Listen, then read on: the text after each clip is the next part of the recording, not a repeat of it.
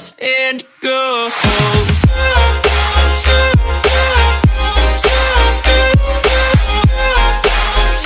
Ok guys, balik lagi kepada kami sa Ponta Channel. Di sini kami membuat video berisi tentang peristiwa banjir di Desa Kutabulu Dairi. Peristiwa tersebut terjadi pada tanggal 9 Juli. Sebelum lanjut ke videonya, mari sama-sama klik tombol subscribe, like, komen, dan jangan lupa klik loncengnya.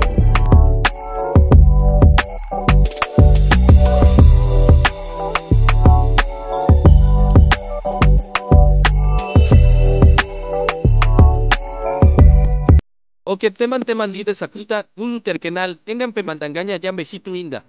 Salah satu desa kecamatan yang paling tua di kabupaten ini. Tetapi sudah banyak peristiwa yang terjadi di desa ini, terutama banjir. Maka dari itu kita harus bisa mengumpulkan kelestarian di desa kita ini, Kutabulu ini, agar tidak terjadi peristiwa yang tidak diinginkan oleh kita semua.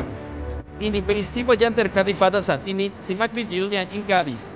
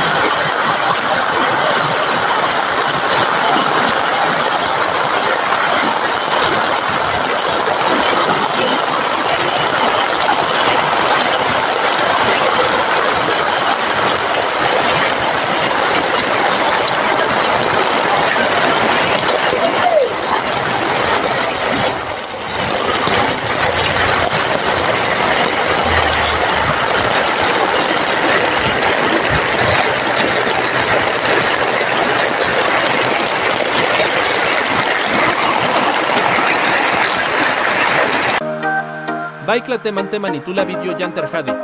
Hadia ukitaros visa menjaga que le estarian alem dan melindunjinya. Agarti dak terjadi hel yanti dak yinjikan. Sekian dari video kami, jika ada kata-kata yang kurang pas, saya minta maaf. Semoga video ini bermanfaat bagi kita semua.